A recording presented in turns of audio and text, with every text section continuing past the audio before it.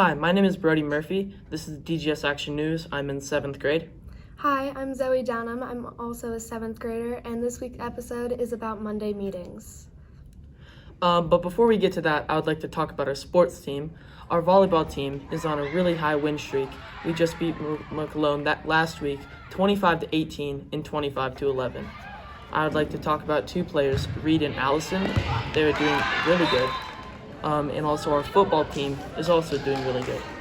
Yes, that is very great. And Monday meetings are every 3 weeks in the cafeteria, and Mr. Jaquette likes to talk about everything that the grades are working on and what they should work on. And we have a special guest, Jack Davidson. Hi. I think Monday meetings are really good to get information from Mr. Jaquette. Our last Monday meeting was telling us how that since we're 7th graders, we're starting to be more independent,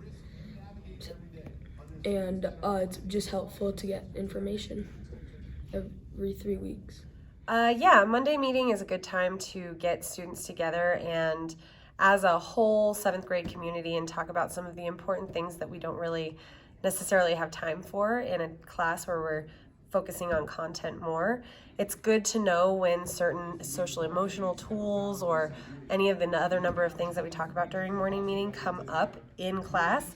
I know that I can just reference those Monday morning meetings and say, hey, like Mr. Jaquette talked about this morning, sometimes peer pressure is a thing we have to deal with in middle school. Remember the tools that we talked about using to get through that. Makes it a little easier.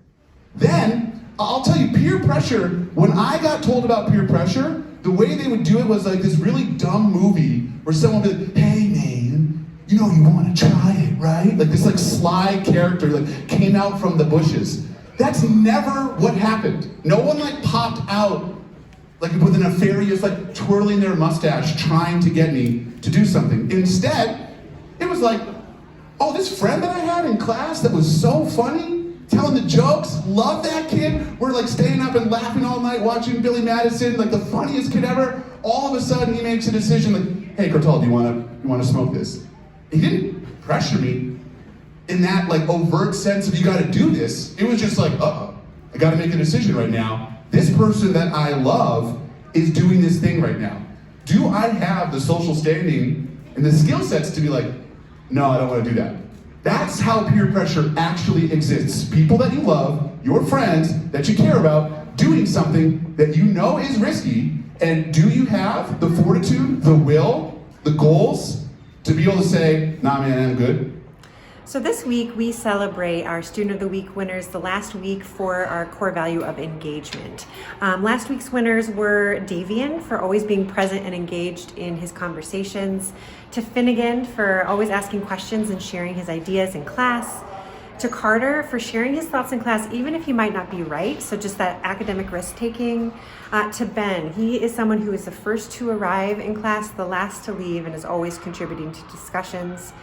To Isaiah for just being an active participant in group work and really taking his learning seriously. To Lucy for being so focused that others just follow her lead and try to do their best work alongside her. And of course, Sebastian for being so engaged in his questions and activities that he actually motivates his teachers. So great job, Student of the Week winners, for engagement. Important to know that this week's winners will be our academic superstars. So every advisor will be nominating a student who has shown great growth academically in their classes. Winners of our academic superstar Student of the Week will actually get the opportunity to go to Northfield Shops for a very special lunch. So can't wait to see who our winners are this week. For this week's Teacher Showcase, we are going to be talking about the wonderful Mr. Hostetler, our 7th grade science teacher.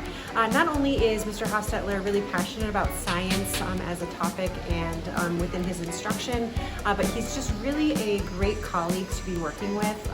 He is newer to his teaching career, but no less excellent and really just a joy to work with. Enjoy learning more about Mr. H.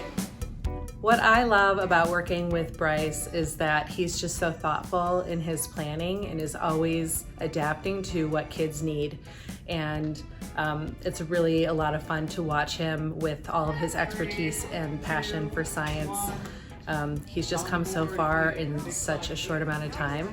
As someone who gets to teach alongside of him, I find him just really collaborative, and I get a lot of energy out of our conversations, and I'm just really proud to work with Bryce. One thing that I love about Mr. H's class is that he makes the learning interesting. Eric, what do you like about Mr. H's class? He learned photosynthesis, What else do you like about that class? like made of sugar, and then the plants like grow, and then called the glue. Hi, I'm Mr. Hostetler. The reason I like teaching is because I love the light bulb moment when a student gets a concept in class, and I also just love talking to students about real things that actually matter. I truly believe that students need to leave my classroom understanding misinformation on the internet and being able to sort through that. And I also think that they need to understand really important concepts like climate change or things related to sex ed. And that's why I love teaching science.